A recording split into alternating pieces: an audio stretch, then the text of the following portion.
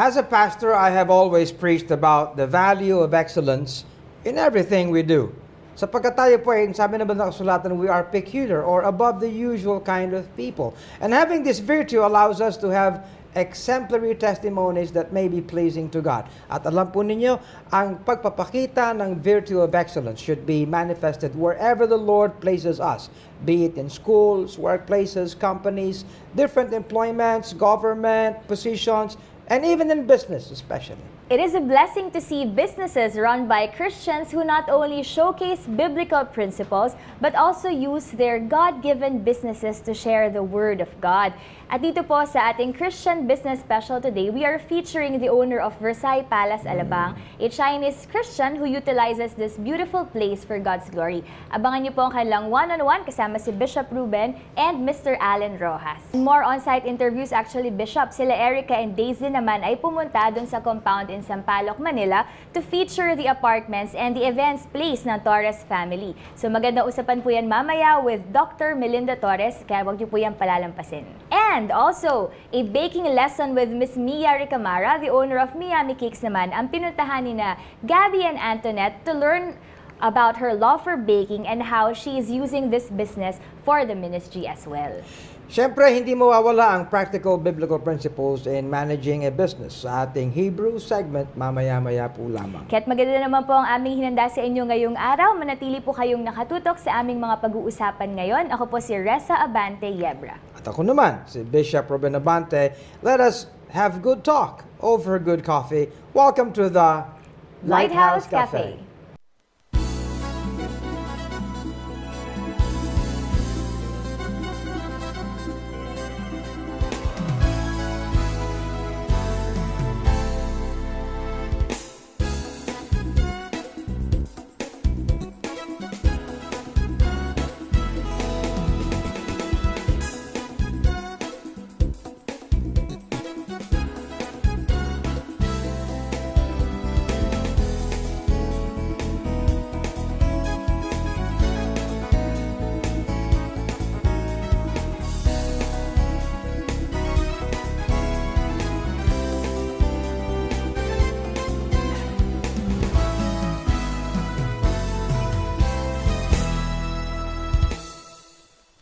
You know, we are so honored today that we have our location shoot here in this beautiful place in Alabang, and this place is called the Versailles. And we are actually here in what they call the Versailles Palace. Well, that's the Filipino version, of course. And for this interview, we'd have Brother Alan Roxas with us. Well, Brother Alan Roxas, we welcome you to Lighthouse Cafe. Thank you for this opportunity, and I'd like to ask you some questions, and maybe you can enlighten us, because I know that you're a Christian. And, well, tell us how you became a Christian. I know that you also come from a Christian family. May you tell us about this background? Because my family is a Christian. So since when I was small, my parents, my mother, my grandmother taught us about Christian, taught us about Bible. Yes. And then thank God, I'm blessing. When I was small, I already know God. I already a Christian. Very good then. And the whole family, all your brothers and sisters, you're all Christians. Yes, all of them are Christian. And you all have your ministry. Yes. Well, that is very good. And then you're not just a Christian, you're a businessman. Yes, I'm a businessman also. And you are involved in a lot of things. You're involved with the State Properties Corporation, you're involved with the Global Filipino Movement, you're involved with state investments, you are also with Consolidated Mining, you're with Chiang Kai-shek. Man, you're everywhere. That's the grace of God. Oh, yes. I'm only a simple man, like others, but because with the grace of God. Oh, yes. Tell us about this Versailles. How did this come about? It's a beautiful place. It's like you brought France to the Philippines. You tell us the story. You know, about 6 years ago, I went to France, and then I visited Versailles. Versailles is the palace of France. And that time, I, I thought that if I can bring Versailles to the Philippines, and later on become reality, and that is the grace of God. Oh, but it's been a big challenge, huh? Bringing in a beautiful place like this to the Philippines. Did you have a hard time doing that? Of course, not only my alone, also my staff, my people, and most important is God helping me. Of course. And you brought along some key people also.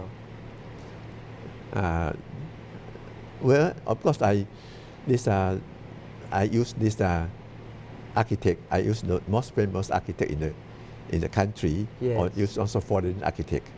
Yes. Yeah, and then of course, need to spend time. Yeah.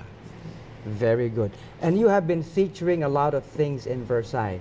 For example, I know that this has become the home of the Miss Earth beauty pageant.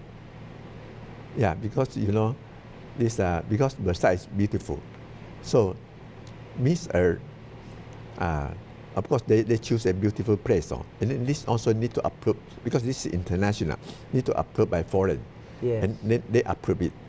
But one thing good, if Miss Earth perform here, so I have a opportunity to share gospel with those beauty queen. Oh, yes. How did that come about? You're telling me that you actually share the gospel? Yes, you know, even some of those beauty queen, after I share with them, even some of them crying and give their testimony. And then, of course, we want them. Some of them already, but few already Christian, some not Christian. Yes. And then we share gospel, and we want them, we want all of them to become Christian. Tell me, what did you exactly tell them? Well, I tell them that those Christian story, Yes. those about gospel story, I tell to them. Mhm. And then after that, I pray with them, and then they pray word by word, pray with me. I see. But you're like a preacher. But that's good. Very few Christian businessmen are able to do that. Because for them, it's just, money, profit. And this is not like here in Versailles. Yeah, because, my experience, if you do more things for God, and then God will also remember you. One time I delivered speech in Chiang Kai-shek College, alumni, thousands of people. Yes. And after that, because this school is not a Christian school. But it's the largest Chinese school in the Philippines. Yes, it's the largest Chinese school in the Philippines. Yes. And this school, of course, we receive many blessings from God. 2 years ago, I award to 5 our alumni because we celebrate 75th years anniversary. Wow. And then I awarded to 5 alumni. You know who are those alumni? First, the richest in the Philippines, our alumni. Oh, yes. The second richest in the Philippines, our alumni. Also. Those 5 alumni, I think all of them in top 10. And but they are not only rich, they also contribute this to society, or to charity, to education, and to others. But one thing good, when I'm chairman, I have an opportunity. Sometimes they invite me to deliver speech. I have an opportunity to share gospel to them. You're still the honorary chairman of Chiang Kai-shek College. Yes, because I have 2 terms as a chairman, and after that, they promote me as honorary chairman. Yeah, but it's good that wherever you are and however opportunities come to you, you're able to speak and you're able to verbalize your testimony as a Christian. Yes, I forgot to mention that, one time I deliver speech, and I also tell them about gospel story. Yes. And one Christian come to see me. They said, because you are very brave, you speak about Christian. That's why God give you so many blessings. Exactly. You know, that's one thing. Actually, that's one of the reasons why we're here and we're doing this interview. Because I believe also that Christians, they have to make impact in society. You know, we're not just living for ourselves. If we cannot carry the message across, like how the Lord Jesus Christ has saved us, the Lord Jesus Christ is our Savior and Lord, then what's the sense of being here? You know, and you're not only in this location here in Versailles, but you are also involved with Global Filipino, and that's making an impact in society. Tell us about your involvement in Global Filipino movement. You know, this Global Filipino movement, this is a huge ministry.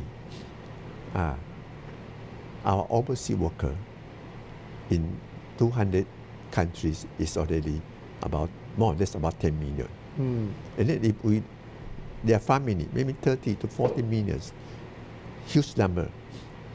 But this also, we are together with many churches, big churches all together. And then to bishops, also you. Yes, of course.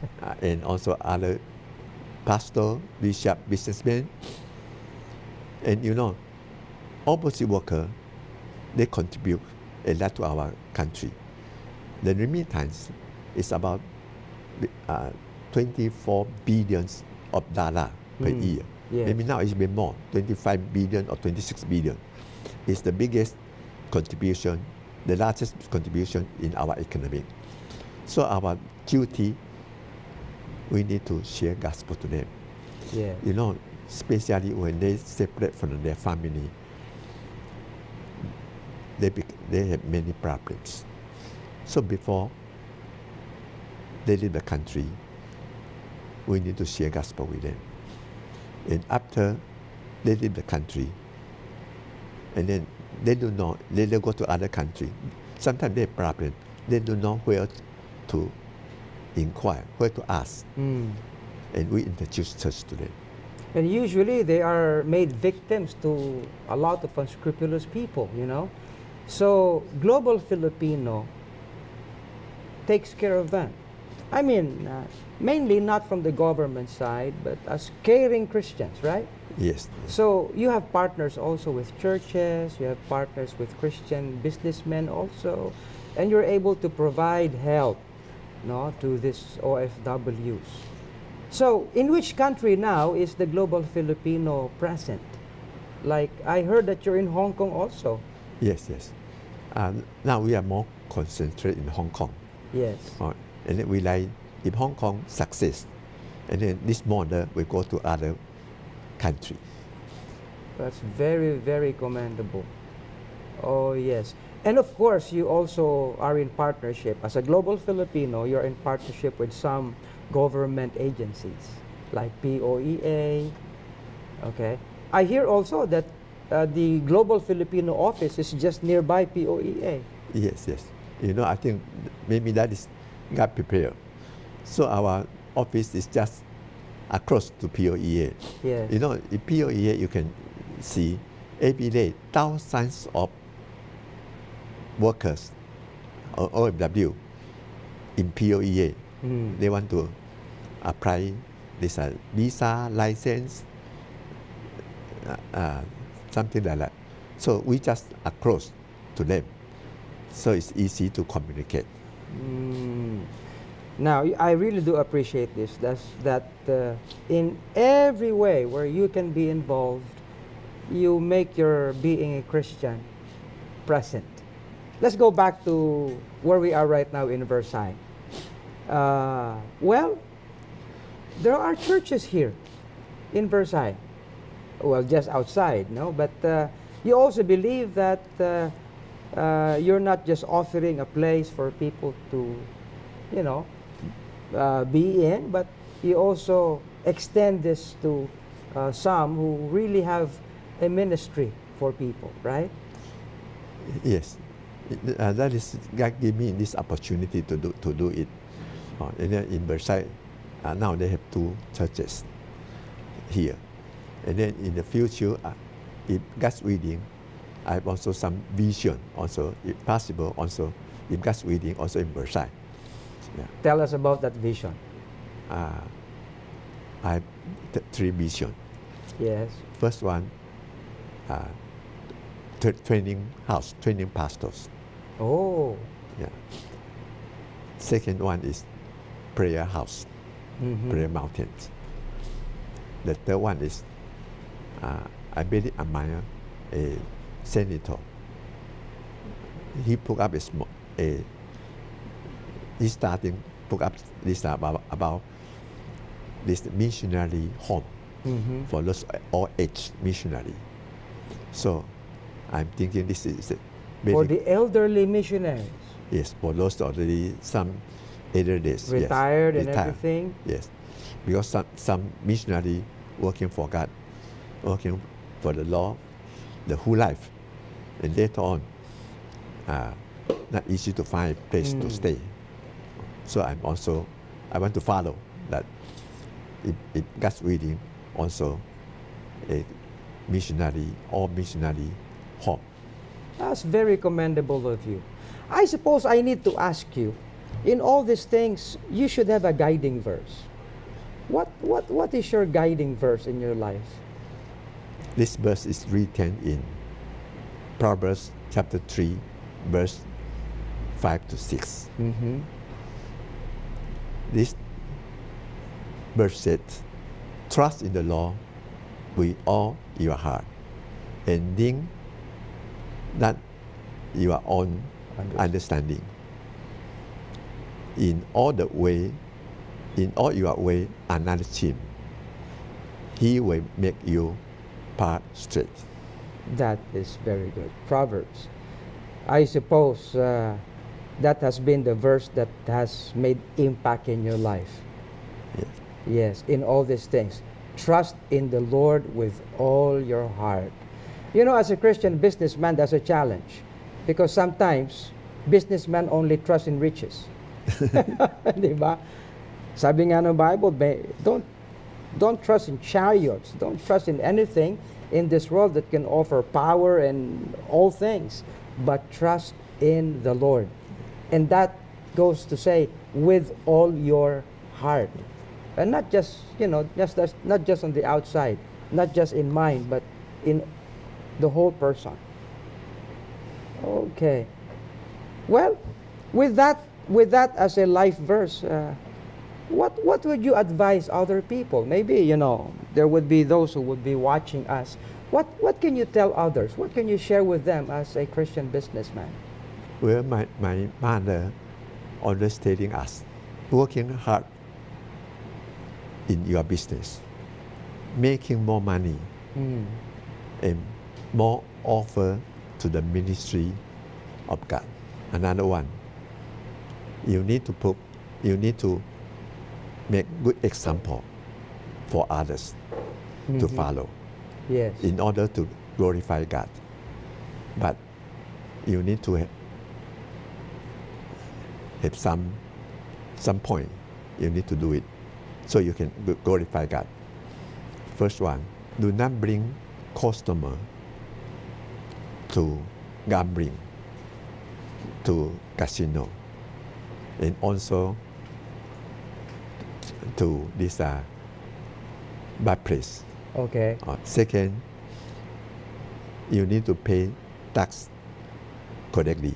Oh man, yes. Yeah.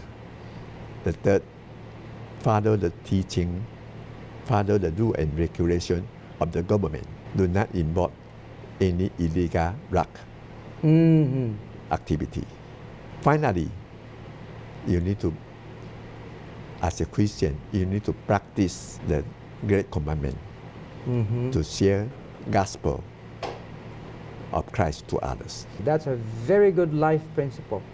And all these things are seen in where you are in business. you know, where you are as even as an individual. Okay. Well, that's one thing you can share with all others. Now, if I'm going to ask you, would there be a message you would like to say to our government maybe? Because you said, okay, let's pay taxes, let's obey the government. But would you have any message if the government would be watching us? What would be your message to them as a businessman? I think important is government should do good example. Yes. Like honesty, so that below you will follow. In which things would you like to be involved in? Like, for example, we have many challenges in our country. Traffic is worst in the Philippines, you know. Maybe you would like to contribute in that area. You have anything in mind how you would maybe contribute to addressing these things? You know, my office is in Ortigas. Mm-hmm. So when I go back to my house, sometimes traffic for 1 hour, 2 hours. Mm. If no traffic, only less than 10 minutes. But sometimes traffic 1 hour. Yes. So I'm planning to do one thing. So, and then I already try to contact. And then also, I also went to China to observe. I want to introduce this electric buses system. Yes. I went to Wuhan, China, and I tried this system. It's like subway. Mm-hmm. You use the car and then put it in, and then they open. It's like in Hong Kong, you rode subway. In Wuhan, this city, the population is almost similar to Manila. The population in Wuhan about 14 millions. Mm-hmm. Maybe Manila is 15 millions, more or less. But they told me before, Wuhan is very, very traffic. It's even worse than Manila. But after this system introduced, and then traffic become ease already. But you go to any place but fast. Because if you want to put up a subway in the Philippines, in Manila, it might take 10 years, 8 to 10 years, and involve so much money. But if you use this system of electric buses, the money maybe only 10% or 15%, and the split will be very fast. Maybe 2 years finished already. And no pollution. And second is also no pollution. Two purpose: ease profit and no pollution. Well, so I just pray if God wants this to be also realized to be in Philippines. And then this company, this called Yang they are not only success in China, they also put this system in Morocco, in other countries. And then now, in China, the new system, they use electric buses instead of these diesel buses. well, that's good. Now, remember this, and you put this in mind. This is the first time this is made mention, and you are in Great Commission Television. You are in Lighthouse Cafe. You know, we have a tagline here in Lighthouse Cafe. This is where good talks happen. And this is a good talk we're doing today. Well, Brother Alan Rojas, thank you so much for your time. It's been a blessing. It's been an honor to have you with us. If you want to give a message to everyone who would be watching, what would it be? Maybe you want to share with them something, okay? There are young people, there are businessmen, there are people in government maybe who would be watching. What would you want to share with them today? Okay. You know, I in business for many years. And I have this 5 principles in my life. I share these 5 principles with my employer and with others. First one is honesty. If you are honest, the people beside you will trust you Yes. and believe you. Second is integrity. And, you know, my father taught, this is the character of the second life in person. Integrity, and trustworthy. This is important. The third one is you need to hardworking. So the people around you will follow. The fourth one is the 4 principles you need to fair with other people. So the people behind you will support you. Last one, every day I have devotion. Yes. It's small time, quiet time we got.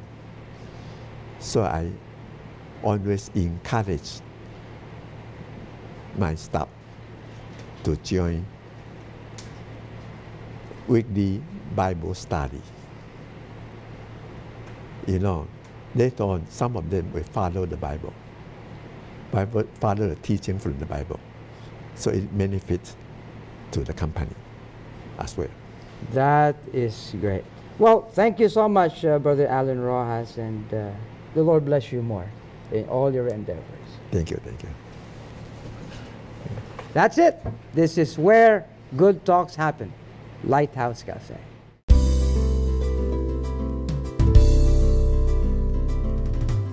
Welcome to Hebrews. Ang ating pong episode ngayon sa ating Lighthouse Cafe ay tungkol sa mga business practices, lalo na po ng mga mananampalataya, ng mga Kristiyano. Alam niyo po, napakaganda na ang banal na kasulatan ay maraming katuruan. Ano po? Well, for one, kailangan po natin ng gabay. At ang salita ng Diyos ang pinakamahusay na gabay. We appreciate na marami tayong maaaring kunin ng mga tradisyon, mga kung anong mga katuruan sa iba't ibang, halimbawa, iba't ibang mga nationalities. The Chinese, for example, ay merong mga napakaganda mga prinsipyo na nakatutulong sa business. Ano po? Ang mga Jews, for example, ang mga Amerikano. I mean, everybody po ay merong kani-kaniyang mga panukala. But dito po sa Hebrews, ang pinag-uusapan natin ay kung paano ang salita ng Diyos ay maaaring magturo sa atin ng napakagandang mga recognitions. Ano po? Mga alituntunin, mga pamantayan. Ano po? Yun ang kailangan natin sa buhay. Well, may I give to you some things. For example, kung tayo po ay magbe-business, gagawa tayo ng kabuhayan, kikita tayo at iisipin natin, tayo ay magkaroon ng, well, gusto nating umakyat ang antas ng ating buhay at gumanda ang ating kabuhayan. What should be the different recognitions? Number 1, ito po, recognize who God is, what He is. Sapagkat wala po tayong ikinikilos sa ating buhay na walang kinalaman ang ating Diyos. Ano man po ang ating kaalaman, ano man ang ating equipping, ano man ang ating background, ano po, naroon ang ating Diyos upang magbigay ng lakas, magbigay ng talino, magbigay ng anumang bagay na kailangan natin sa ating buhay. In fact, the Bible teaches that He is the one that actually provides many things. Sa banal na kasulatan po, merong isang passage na merong sabi ng Panginoon, merong isang tao nagmamalaki na mayaman siya, no? I have everything. Pero ang sabi sa kanya ng Panginoon, thou fool, today I will require your life. At kanino maiiwan ang lahat ng iyong mga naipon? So, recognize who God is and what He is sa ating buhay. Ikalawa, recognize too that riches, they are not permanent. Ano po? Ang yaman po ay maaaring bagay na lumilipas. Alam niyo po, in fact, ang value po ng salapi ay kumpara sa mga foreign currencies ay nagbabago, ano po, lumalaro, you know. So, we cannot then base our lives on uncertain things. Okay? Okay po magkaroon ng salapi, pero kung ibe-base natin ang buong buhay natin, ang buong future natin sa bagay na ito, ano po, ay naroon pa din po ang dapat na kamalayan po natin. Don't trust riches for what it can give to us. Hindi, kahit sabihin po ng mga tao, it is actually money that makes the world go around. Marami rin po akong kilala ng mga mayayaman na ang kanilang buhay ay gayon na lang kalungkot. Ganun ka-lonely. Ano po? So, riches is not the end. Also, be aware, recognize that meron pong temptation that riches can be so controlling. Okay? Hindi po tayo dapat magpasakop sa yaman. It can be so controlling as to destroy ang lahat ng ating pananaw, ang relationships, and everything. Ano po? And then there is also that, isipin natin that it is actually diligence that brings reward. Sipag, ang sabi nga ay sipag at tiyaga. Yan ang nagbibigay sa atin ng napakagandang sukli, no? Na dapat na may enjoy natin sa ating buhay. And then, isa pa po, recognize your limits. Magkaroon tayo ng kamalayan kung hanggang saan lang po tayo. Spend within your means. Ano po? Isang napakagandang rule po yan. Huwag lagpas sa ating natatanggap. Alam niyo po, maraming temptation sa buhay natin, but we need to recognize that we can only live within these limits. Ano po? And then, meron pong isa, recognize, no, that you require wisdom in some investments. Huwag po tayong mag-tempt, no, na would go to quick money. Napakadelikado po ng mga quick money. At meron po yung mga danger na minsan lalong nagki-quick money, lalo pong bumabagsak, no? Kung gaano kabilis tumaas, gayon din naman kabilis din bumaba. Okay? And then, meron din naman, recognize your responsibility even as a debtor. Kapag ikaw ay umutang, magbayad po. Napakagandang arilin po yan mula sa banal na kasulatan. And then, of course, naroon din, recognize the value of charity, of being generous, of benevolence. Ano po? Alam niyo po, merong isang verse sa banal na kasulatan na I think ay isang napakagandang bagay na maunawaan po natin. In Ephesians chapter 4 and verse 28, ito po ang sinasabi, let him that stole steal no more, but rather let him labor, working with his hands, the thing which is good. Pero hindi pa po period doon na nakalagay, that he may have to give to him that needeth. Okay? Kaya, bagay po pala na kung ikay may tinatanggap, dahil it is given to you so that you may also be generous. Okay? And with all these things, sana po ay kayo nakaalam ng mga magandang katotohanan at maging gabay po natin sa araw-araw. God bless you. Ito ang panahon kung kailan napakaraming mga magulang ang naghahanap ng mga apartments at condominiums para sa kanilang mga anak dahil magpapasokan na. Dahil alam naman natin dito sa Manila na napakaraming mga malalaking universities ang nandito. Kaya naman, kasama natin ngayon ang guest speaker natin na si Ate Mel na isa sa mga may paupahan na apartments dito sa Manila. Welcome po sa Lighthouse Cafe, Doc. Hi! Hello! Ayan, welcome po sa Lighthouse Cafe. Ayan, so, totoo yan, Daislyn, no? Ngayon talaga yung even yung mga parents nga naghahanap na talaga sila ng mga pwedeng pagstayan, lalo na yung mga galing pa sa province. So, Ate Mel, speaking nga po nitong mga apartments na for rent, bakit niyo po naisip yung ganitong klase ng business? Kasi nung ako especially nung ako nasa college, nagdo-dorm ako sa UP. So, mahirap talaga kung dito ako nakatira sa Manila. So, mahirap talaga yung bahay mo malayo sa school. So, yung pagod mo sa traveling, lalo na ngayon, traffic, tapos yung expense sa transpo. Kaya, noon nang nag-dorm ako, naisip namin ni Eric na ang first business namin, actually, restaurant, alam niyo naman yan sa restaurants, di ba? But, mas maganda ang leasing kasi hindi siya masyadong i-manage every day. So, kung meron lang sira, kung merong vacant na maghahanap ka ng tenant, that's the only time na, at saka maniningil, that's the only time na gagawin mo. Unlike pag may resto ka every day, you really have to attend to the business. So, yun. Plus, yun nga lang, medyo intensive yung capitalization, medyo mahal, pero kung pag-aalagaan mo naman, maganda naman yung return. Sa awa ng Panginoon, yung mga apartments namin, hindi gaanong nababakante. Kasi sa tingin ko, ang isa pang dyan, Daislyn, ang isang reason is that hindi siya masyadong mahal. Hindi namin siya ginawang malaki, tama lang ang size. Tapos sabi nyo nga sa students, pero meron din kaming mga tenants na hindi lang students, yung mga nag-start up, bagong mag-asawa, na hindi nila kailangan ng malaki kasi wala pa silang gamit, at hindi rin nila kailangan ng mahal kasi nagsisimula pa lang sila. So, mostly yung small families, yung bagong mag-asawa, or may isang anak, may dalawang anak. Tapos, mga nagsasama-samang magkakaklase, 4 sa isang unit. Pero ang kausap namin yung magulang kasi malapit kami sa mga schools like UST, FEU, UE, NUP, UP. So, very accessible yung lugar namin sa lahat ng Divisoria, Pacubao, Quiapo, Makati.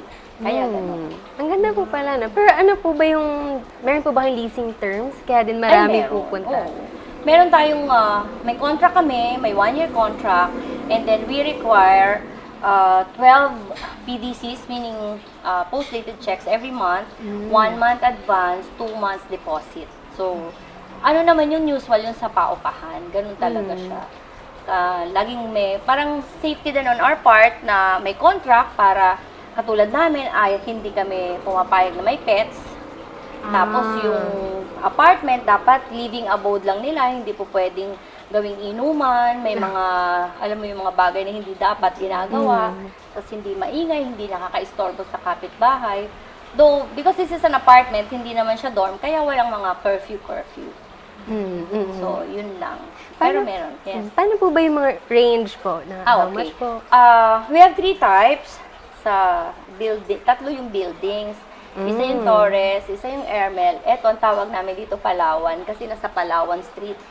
So, yung isang type is the studio type, which is a little less yung cost, which range from 6,000 to 7,000 kasi wala siyang room, CR lang, tsaka kitchen.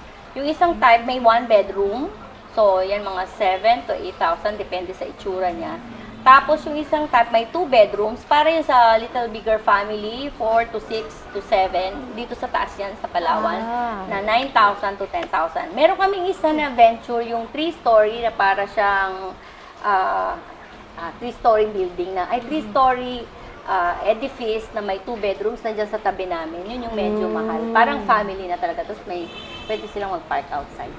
So, yun. Iba-iba. Depende sa need nila. Pero ang na-observe ko, kung si-check mo sa mga kapitbahay, kailangan talaga hindi masyadong mahal. Kasi pag mahal, hindi siya nakukuha. So, parang sa leasing, iisipin mo, mamahalan mo ba pero wala namang kumukuha agad? O affordable lang pero hindi nababakante. So, nandun kami sa affordable at hindi nababakante. Tapos we treat them also as families. Pag Christmas, meron kaming mga regalo sa kanila. Tapos ni-invite namin sila pag may kantata or may caroling na pwede silang manood doon sa Ermel's basketball para yung mga ganong pangyayari, may invite din sila. Siguro po for the sake din po ng mga gustong magtayo din ng sarili nilang apartments na for rent. Paano po ba yung naging process po nung so from isang studio dumami, paano po siya dumami? Bale, syempre building siya. Yung isa, talagang tinayo namin yun from the scratch. Meaning, wala siyang building. Pinatayo talaga namin yun. So, marami, maproseso yan. Unang-una, syempre capitalization, mahal. Million yan. So, niloan lang namin sa bangko. Pero sa awa ng Panginoon naman, matatapos na namin yung isang bayaran. Kasi ang kagandahan ng apartment, kung ano yung binabayad na rental, yun din yung binabayad namin sa bangko. Oo. Tapos permits, kailangan may mga permits ka, may sanitation, may building permit, may fire permit, may mga fire extinguishers, mga ganon. So, pati sa City Hall, sa BIR, ganon. So, kailangan kasi kahit ngayon mga apartments, iniikutan na rin nila, tina-tax map na. So, being Christian, syempre, compliant tayo. Ayaw naman natin na masabi, lalo na, di ba, ako ay educator. Hindi naman pwede sabihin, ay, siya ay hindi sumusunod sa mga ganong policies. So, kaya yun. Medyo, ano naman po yung mga naging challenges po ninyo when Sa pag-apartment? ang ngayon, until now, I think, normal yun sa mga may apartments, yung hindi nakakabayad regularly. Kahit may cheque, sasabihin nila, pwede po ba i-deposit nyo na lang next month, mga ganon. So, kami naman, alam na mga tenants namin na hindi kami mahirap kausap. So, kasi naintindihan namin nanggaling kami sa ganon na nakaka-relate ka na nung panahon wala ka, makikiusap ka, ayaw mo nang gigipitin ka. So, pag nakikiusap, pinagbibigyan namin. Pero pag 3 months na talaga na hindi na nakakabayad, kakausapin na. May notice na, kakausapin. Kasi, alam naman, tapos at the start, ewan ko kung ginagawa ng iba, meron kami parang application form, fill up pa nila. Pag nakita nila yung unit, nagustuhan nila, may application form, merong picture, may ID, may NBI clearance, parang nag-apply ng trabaho. Kasi ini-interview ko. Kasi kinakausap ko, ano po bang trabaho nyo, ilang kayong titira, saan po kayo nakatira, kamusta naman ang, bakit po kayo lilipat sa amin, mga ganun. Kasi may mga experience kami na yung mga tenants, hindi na nakakabayad, sila pa yung matatapang, nakaka-stress. So, stress kami. So, siguro 2 or 3 tenants namin na ganun, ang ginawa lang namin, sige, hindi makabayad, 3 months, ayos na lang po kayo. Kasi, kesa naman mag-aaway-aaway pa or something like that. So, ganun na lang. Pag talagang walang-wala, like yung mga naundoy noon, talagang may mga hindi makabayad kasi naundoy sila, yung province nila na kung saan nagtatrabaho, may mga palayan, nawala, gano'n. So, intindihin lang talaga. Kasi mararamdaman mo pagkausap mo kung sincere yung tao at talagang, meron kasi talagang yung parang expert na silang manloko. Pag gano'n, nararamdaman din yun. Kaya bago tanggapin, pinag-pray namin talaga na, naku, huwag niyo po kaming bigyan ng pasaway kasi masakit sa ulo. Pero hindi pa rin, meron pa rin. Kaya lang ang maganda, tawa ng Panginoon, hindi sila madami, konti lang. So, sa ngayon, this year and last year, okay naman. Salamat sa Panginoon. Wala kami masyadong, pag hindi talaga kaya na magbayad, aalis na. Pero yung mga tenants namin, ang maganda, aalis kasi nagkaroon na sila ng bahay. Wow. So, moving on na sila, moving up na sila. So, naging part po kayo na, So, habang nag-start sila, bago kasal, nandito sa amin, nag-ipon-ipon, nakaipon, nakabili ng bahay, lilipat na sila, mga ganon. Yun yung magagandang stories na naging na rin namin, friends. Pero despite po ng challenges na nabanggit niyo po, paano niyo po ito nagiging ministry po as a Christian? Ayun, una, pagpe-pray. Tapos minsan nagiging counseling din. Kaya nga naglagay na kami ng office. Kasi dati walang office. Sa bahay namin, pupunta sa sala. Minsan, wala rin kasi nung cellphone. Kaya, hindi sa oras ng gabi, pag may problema, saka pupunta. So, as you talk to them, nararamdaman mo yung problema nila. Kasi hindi naman sila lalapit kung wala silang problema Pag nakakabayad sila regularly, hindi nila ako kailangan kausapin. Kaya pag sinasabi na sa akin nila, Jonah, ate, may makikipag-usap sa'yo, nakinakabahan na ako niya.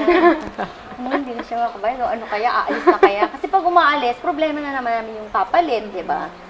So, ayun, nagiging counseling area na, ganyan. Ganyan po talaga ang buhay, kapit lang, pero yung atin lang po yung wala tayong tinatapakan. Kung sincere naman kayo at may intention kayong magbabayad, sige po, okay lang po kahit medyo nadidelay. Yung gano'n. Hindi yung, di ba yung typical sa mga TV na pag ikaw ay landlord, gano'n. So, maganda talaga na makilala po talaga yung mga tenants. Para din nakaka-relate nga, ganyan. So, mas naiintindihan natin. Tsaka sometimes, yun yung naririnig namin na, ay, mabait kasi yung, ano namin, may-ari. Kaya, imbis na, kunyari, aalis na. Yan ang isa sa challenges, aalis na. Pag salbahe yung tenant mo, sisirain nila yung unit. Halimbawa, yung CR, lalagyan nila ng mga damit sa loob para magbara-bara. Oo, tapos sisirain. Basta, hindi nila iiwan ng maganda. Pero since mabait ka sa kanila, walang ganong nangyayari sa amin. Maganda. So, lahat maayos, umaalis sila ng maayos, turn over ng maayos ang lahat. So, sa awa ng Panginoon, yun lang. Siguro talagang maganda rin yung relationship lagi. Kasi tinitingnan mo lang sila, hindi lang as tenants, magdadala sa'yo ng pera, kundi as people na somehow nakakatulong din kami sa kanila kasi affordable yung place, maganda, may tagalinis. Kami lang yung apartment na may tagalinis ang aming mga hallways. Although sinasabi ko sa kanila, tapat nila, linis nila. Pero meron kaming hinayang na tagalinis sa mga hallways, tapos tagababa ng basura. Apartment na affordable, pero parang condominium. Pero wala kaming monthly something ng ano, di ba ang condo meron. So yun. So yun, when you treat them as your friends already, as your family, somehow, di ba sabi nga nila, kill them with kindness. So pag mabait Saka ka, maganda rin po yun kasi nga parang pag naging mabuti ka po sa kanila, kung umalis man po sila, minsan sila din yung nagre-refer to other na mga marami clients. akong tenants, umalis na sila. Tapos, since yung mga anak nila na tumira sa Fairview, yung mga anak nila nag-college na, natanggap dito sa universities within the area, tatawag ulit sila, oy, pwede ba kami ulit, Mel? Kasi yung dalawang anak ko mag-aaral na dyan. Oo naman, pag may bakante. So, gano'n. Kasi nga, dapat pakitaan ng maganda. Diba? Kasi, not just for them, syempre, for the Lord. But at the same time, yung testimony. Kasi pag nagtanong, sasabihin nila, unang-una naman gano'n eh, diba? Titira ka kasi, tsaka alam nila na ayaw namin ng magulo, ayaw namin ng mabaho, ayaw namin ng marumi. Kahit sa, alam nila yon. Kaya tinutulungan namin silang linisin yung area nila. So, paano po ba nila kayo makakontakt din sa mga gusto pong Hindi ko, nasa screen ang number. Pwede po kayong tumawag and then hanapin na lang po si page po ba kayo? Jonah. Meron po. Kaya lang yung sa Ermels lang. Facebook Ayan, page. sige po. Ayan, makikita niyo po sa inyong mga screen kung paano po kayo makapag-rent or kung paano niyo po sila makakontakt. Yes. Yan. So, Thank hindi you lang po. yan, Daisylin, dahil meron din silang events place naman. So, yan naman po ang susunod nating makikita.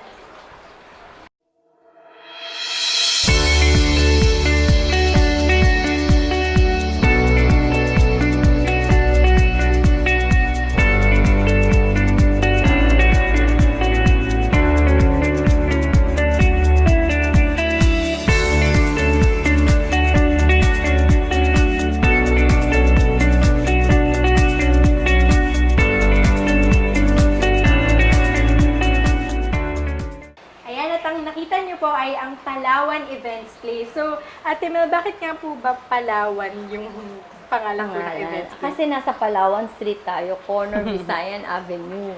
Para Kaya may siya tandaan. pinangalanan. Para madaling makita kasi yung street, it's just the street. So, yan, Daisy, wala tayo sa Wala siyang kinalaman wala sa tayo Coron, Puerto Palawan. Princesa. Nandito po tayo sa Sampaloc. Yes, Manila Palawan area. Street, ayan. So, bakit nyo nga po ba naisip na ngayon naman ay magkaroon naman ng events place? Okay. Kasi dito sa Manila area, kung mapapansin ninyo, masyadong mahal yung space. And then, wala silang masyadong area for their events. So, kaya namin tinayo yun. Ang aming, halimbawa, yung mga apartments, kung meron mang parties or merong occasion, hindi sila makakapag-invite ng maraming friends kasi maliliit nga lang yung units namin. Kaya we thought of having the Palawan Events Place para pag meron silang special events, meron silang area na pupuntahan para mag-hold ng special events. Connected pa din. Oo, Connected talaga pa sa rin. tenants. Yes. Yan. Pero po, since nakita po natin malaki-laki po, gaano kadami po ba yung na-accommodate? Kasya. Oo, mga 80 to 100 kasya doon. So, Ano po ba yung usual sit na down. events? Usually, yung mga marami na kami na natanggap na events dyan. Birthdays, tsaka debut, tsaka baptismal. So, yun yung mga events. Kasi, sa tingin ko naman, nung nag-canvas din kami sa area, walang events place dito. Ang pinaka malapit na yung mga restaurants na nasa malls, like dito sa San Lazaro, dito sa Center Point. So, medyo expensive. Dito sa amin, mura lang. Ano lang siya, 1,000 pesos per hour pag walang aircon, pag electric fans lang. Kasi pag binuksan niyo yung mga sliding doors, di ba nakita niyo naman? Pag binuksan niyo yung mga sliding doors, medyo passing through yung air. Since nasa taas siya, maganda yung ventilation. Kaya kung ayaw nila ng aircon, 1,000 per hour lang. So, kung 4 hours yun, 4,000 pesos lang ang gagastusin nila to rent the place. Yes. Tapos libre pa yung 2 hours, yung 1 hour ingress and 1 hour egress. So, total of 6 hours, but they will only pay for 4 hours, which is 1,000. If they want an air-conditioned room, 1,500 per hour lang. Tapos kung gusto nila mag-videoke, may 500 pesos for the whole duration of the event. 500 pesos lang. Pag gusto nilang i-rent yung garden overlooking the whole Manila area, 500 pesos din lang for the whole 4 hours. So, murang-mura na. Parang a total of 5,000 all in all, meron na silang 6 hours venue. Kompleto na. Yes, tapos meron ng tables and chairs, hindi na sila mag-aakyat ng tables and chairs. Ang tanging aakyat lang nila ay yung kanilang mga pagkain. And of course, yung cutleries na kailangan nila, plates, spoon, fork, like that. Meron po ba kayong mga packages or ano po yung mga ginagawa niya talaga merely dun sa events? Yun lang, we just rent the place. Wala pa ako into catering, hindi ko siya inisip pa kasi medyo toxic pa yun eh. Hindi pa ako mag-invest on that. Only the place they can rent and then have their own food. Tapos na sila, alis na sila. Ganun lang. Just the place. Kasi wala talagang place dito. Kaya kung napapansin nyo sa Manila, di ba? Pag may party, nasa kalye, may videoke, nasa kalye, nagkukos sila ng traffic.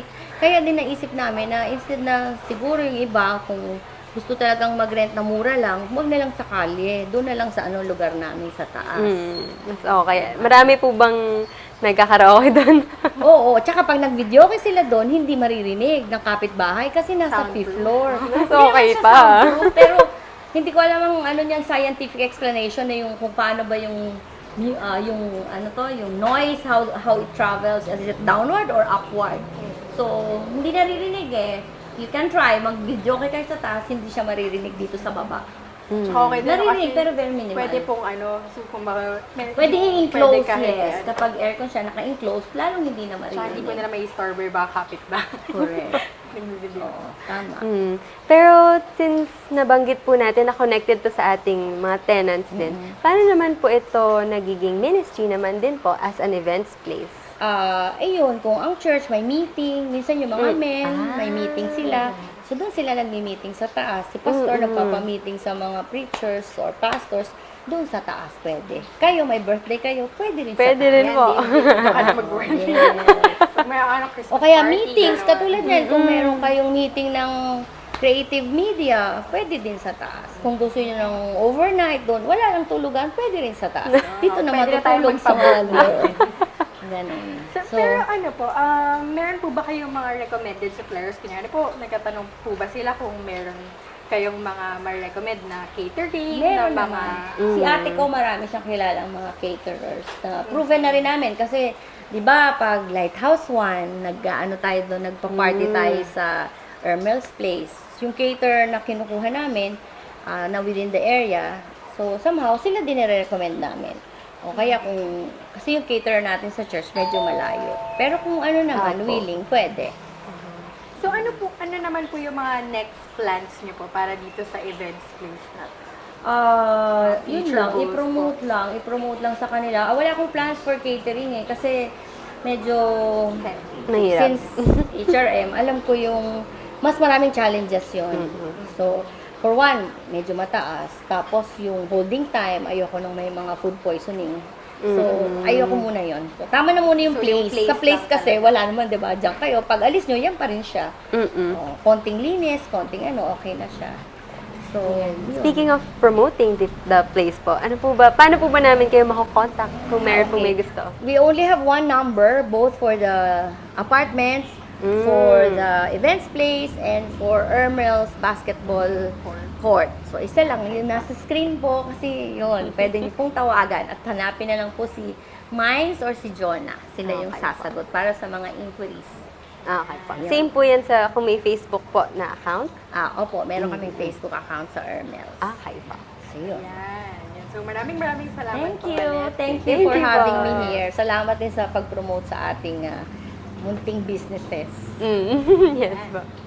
Ayan, so ngayon naman po, tignan pa po natin ang iba pa po nating mga na-feature na businesses. Ang mga Pilipino daw ay likas na mapagbigay.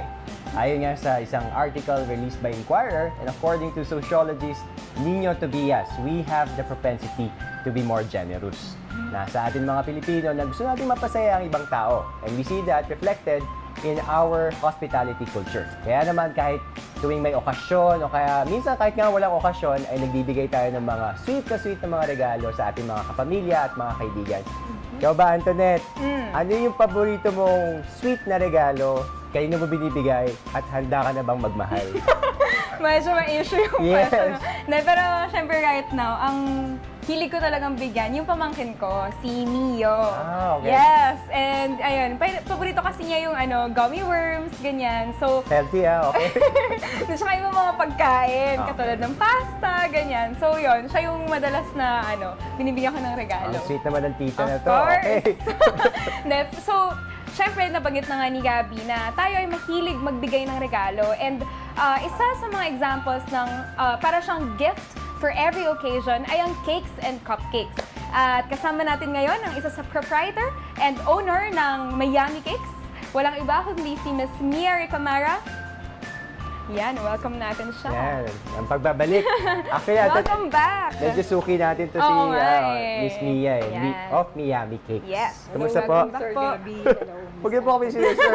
Mukhang exciting po, Oo mukhang nga. excited po yung episode natin.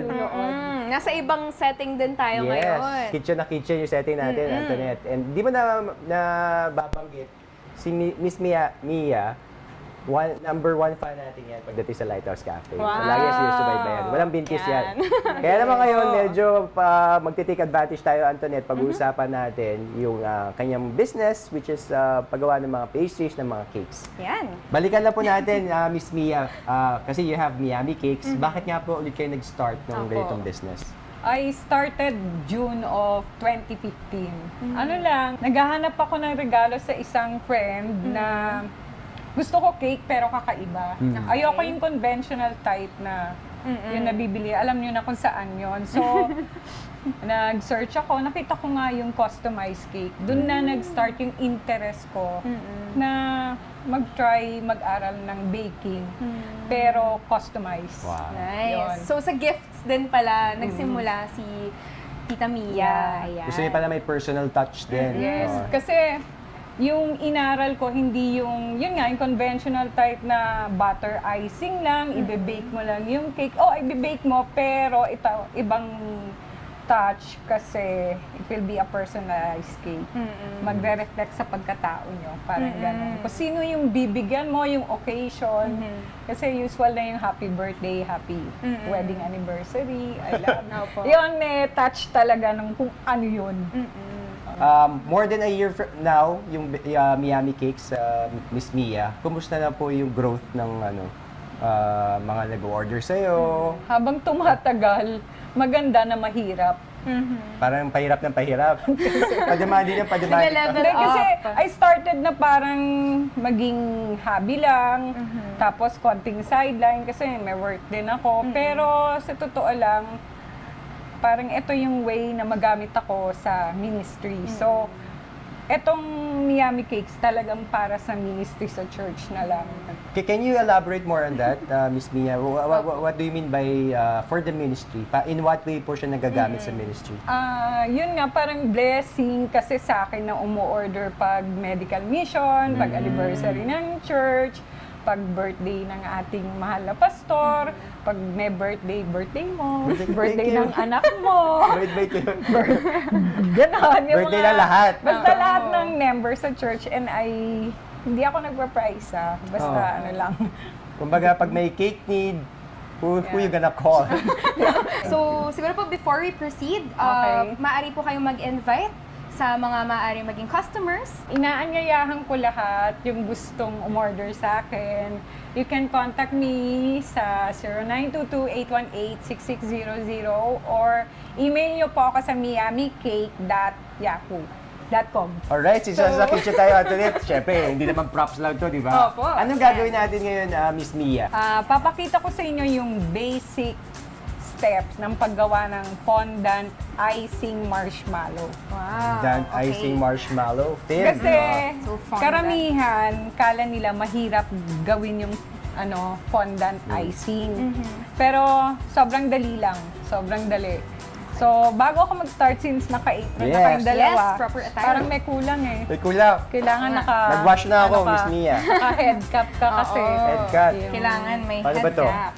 Okay, So, we're ready. start tayo muna sa ingredients. Kailangan natin ng marshmallow, 1 cup marshmallow. Kailangan ba maliliit, Miss Mia? Mas maganda, Mas maganda yung maliliit. pero pwede rin yung malalaki. Okay. So, then meron tayong powdered sugar. Hindi ito yung yung asukal na nilalagay sa kape, powdered to, confectionery. Confectionery. Ito ba yung sugar. Tapos meron tayong So, medyo mahal. shortening. Ano pa?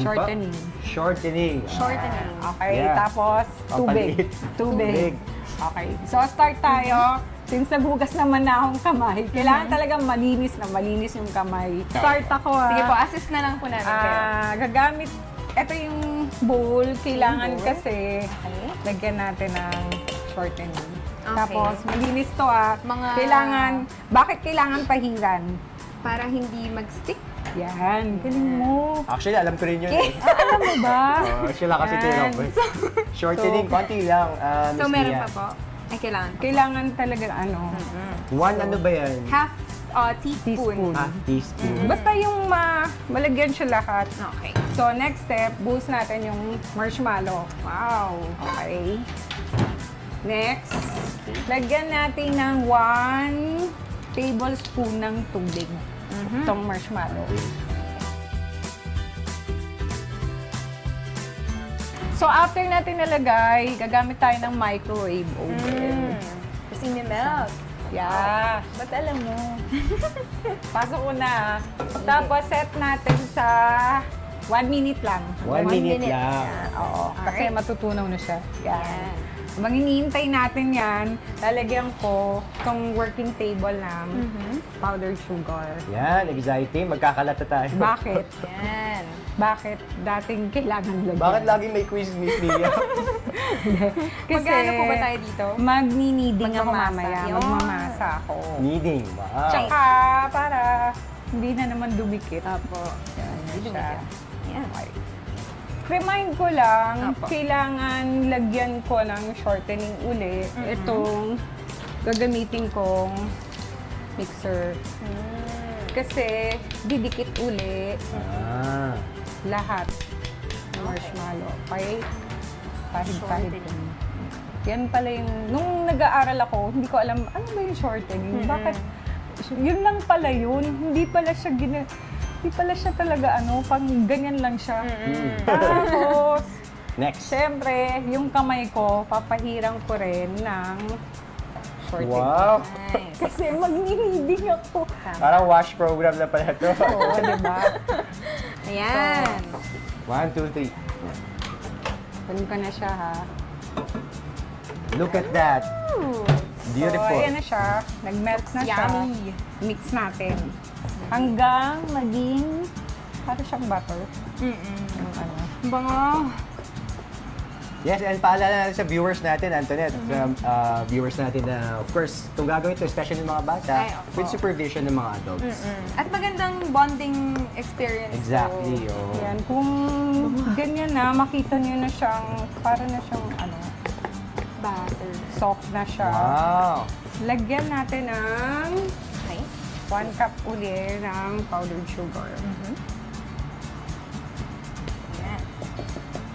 So, sweet person talaga kayo, Miss Mia. Hindi eh. Hindi.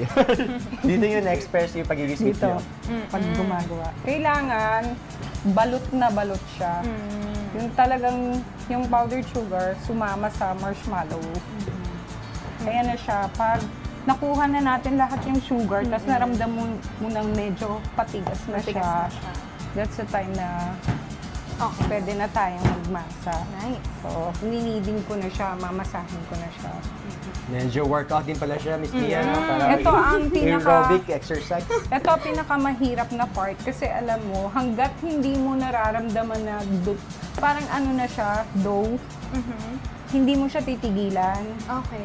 Tapos, the more, pag naubos mo na yung sugar, the more na maglalagay ka ng halimbawa, nabalot mo na ito lahat, nakuha mo na lahat ng asukal, hindi pa rin siya okay, magdadagdag ka uli ng asukal. So, start ko na i-weave. Ganyan lang, mamasahin lang natin. So, ang goal po sa pag-knead, dapat tumigas siya na parang dough. Hindi naman masyadong matigas. Yung talagang parang, paano na siya. Depende kasi sa rin ng marshmallow eh. Mararamdaman mo naman siya na para na siyang dough talaga. Yan. Parang pandesal lang. May specific na fold po ba? Wala naman. Wala naman. Kung anong feel mo. Pero sa school kasi, ganyan talaga. Ginagano mo na. 1, 2, press. 1, 2, press. Dapat pala may background music tayo pag ganito, Miss Mia. Mga we-press on. Siguro ubusin ko lang to kasi nararamdaman ko na siyang ano na siya eh. Parang medyo hard okay na. na siya. Nice. Nice. Etong fondant talagang maduguto kasi nung una hindi ko alam na kailangan ng powder sugar dito sa working table. Pagka minasa ko, dumikit lahat. Let's say na okay na siya. Okay lang pala. Ito yan. Sumuwakan. Ako Ayan. pwede Si Antoinette, nag-wash yan eh. Oo, pero kailangan ko, hindi naman po. Yung shorten. Hindi na kasi may powder sugar na hindi naman siya didikit. Sige po, tignan mo. Diba? So, hindi naman siya ganun kalambot, pero Hindi rin siya ganun Opo. katigas. So, Okay. ito, ibabalot natin, tapos ipapahinga natin overnight or 30 overnight. minutes. Okay. Oo, Anong papahinga. So, let's wisdom say doon? na, kasi kailangan parang bumaba yung yung pagka nung asukal tsaka ng marshmallow. Hindi mo siya pwede. Okay. Kung itatry kong i-roll to, sabog siya.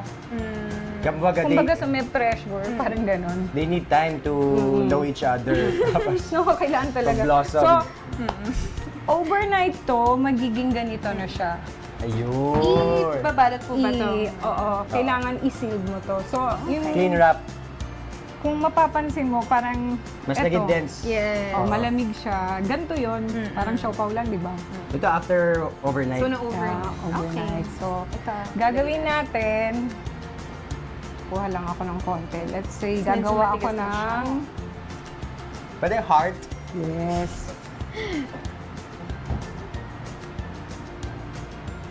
Kailangan natin ng rolling pin. Ayan. So, mukhang ito, kaya na ito ni, Kaya mo? Sir Gabby. Yeah, been working out. Miss Mia. 1 minute, hintayin natin tumigas. Hindi naman yung sobrang tigas kasi pag ginamitan mo na siya ng molder, pag, let's say, gamit akong molder Ayan. hindi ko hinintay na mag-subside ng 1 minute. Hindi siya Hindi malinis. Hindi siya, minsan kumakapit Dapat yan, nakastore. Although, pwede naman. So, ayan na siya. Nice. Ayan na siya. Cute. Okay. Try po natin. Ito na lang araw ng puso. Let's say, bulaklak. Ayan. Ang technique, so itatapat mo, press mo, tapos galaw-galawin mo. Okay. Tapos kapag tinanggal, okay. Ayun. So, yan pala yung gamit ng Hello Kitty. So, ito na po yung nilalagay natin sa top ng cupcake. Cupcake. So, gagamit ako ng fondant na may kulay para meron akong cupcakes na binake dito. Ayan. Sa, ipapakita ko yung sample kung paano siya. Kung paano yung finished. Wow. Yan. Nice. Pwede naman siya ganito. Mas pwede rin sulatan, di ba, Miss Mia? Ganyan lang kasimple. Yeah, pwede mo siyang lagyan ng ano. Okay. Ang cute. Kung hindi pa kayo marunong gumawa ng butter icing, pwede siyang Nutella, peanut butter, yung mga whipped cream, tapos lagyan nyo ng fondant. Sige. So baka si Gabi, baka meron po siyang gustong, yan. Ito, Mama Mia, Christmas na Christmas. Slow yan eh. Tama nga. Sige, ito. Etong molder na to, kasi kung mapapansin nyo, sa beginner, ganito muna. Pero yung mga medyo hirap nang mag-press, ito, gaganyan mo lang siya. Press mo siya. Sasama na siya. Medyo pricey itong mga, Mga molder. hindi talaga, promise. Medyo mahal. Medyo na-shock ako nung bumibili ako. Hindi siya talaga ganun kaano. Yan. Wow! Ang cute! Cute naman. Look at that. Ano to? Starfish. Dito siya sa, Starfish. yan, summer. Ito naman, Mama Mia. Snow. No, talaga. Push mo talaga Try yan. din natin. Try mo. Try mo, Gabi. Sige, yan Big na lang heart. para madali. Lagay lang dyan. Press na ganyan. Press. Sobrang press. Kasi, ayan, nag-workout daw si Sir Gabi. Yan, galing. Perfect. See? Oo, di ba? Sige, tap mo Look na at that. siya. Very good. Hindi siya talaga. Kaso wala tayong space, Mama Mia. Papatong lang. Tatap mo lang siya sa Ito, butter. para sa paborito kong apo. Yan. May apo ka na. Wala pa pala. Cute! Yan na po. Ganda. Hindi lang siya basta cupcake. Opo. Kasi Try ko to. sobrang simple ng cupcake. So yung buong process, Miss Mia, mga ilang hours means? Ito, isang oras to. Okay. Kung gano'n nga karami. Kung cake siya, medyo malaking fondant yung imamasa mo kasi i-cover mo sa buong cake. Kitaan ko lang kayo ng ibang style.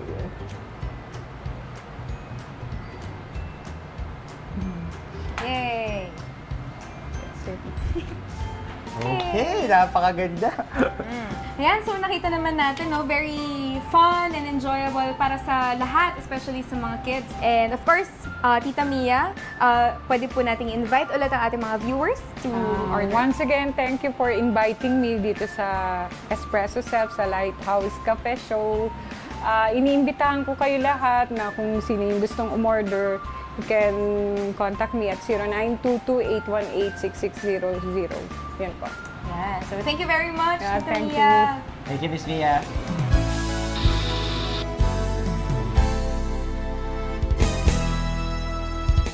Maraming salamat po sa inyong pagtangkilik sa ating usapin sa Lighthouse Cafe sa araw na ito. At sana ay kayo'y nakasumpong ng mga pagpapala at mga kasayahan sa ating pinag-usapan.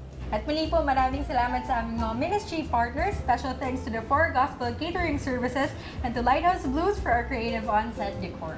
Maraming salamat din po sa MiaMy Cakes and Miss Rexy Custorio for our cupcakes on set and our special token. Maraming salamat din po kay Miss Maureen Aranza Mendez sa aming supply ng makeup product. At para naman po sa mga on the go na palaging naka-mobile, you can easily catch our latest episodes through our YouTube channel. So hanapin niyo lang po ang Lighthouse Bible Baptist Church na channel and of course ang new GCTV YouTube channel. And don't forget to subscribe. Napakaganda yan, Reza. At salamat din po sa inyong mga komento. Patuloy niyo po kami padala ng inyong mga suggestion, komento at ano paman sa pamamagitan ng aming official Facebook page, that's Lighthouse Cafe. Pwede rin po kami sulatan sa goodtalks@lighthousecafetv.com. Bukas po, The Pulpit, same time dito sa Cignal TV, kung saan mapapanood nyo ang channel 185 na GCTV. And so, be with us again next week as the Lighthouse Bible Baptist Church brings to you another episode of the Lighthouse Cafe, Where good talks happen!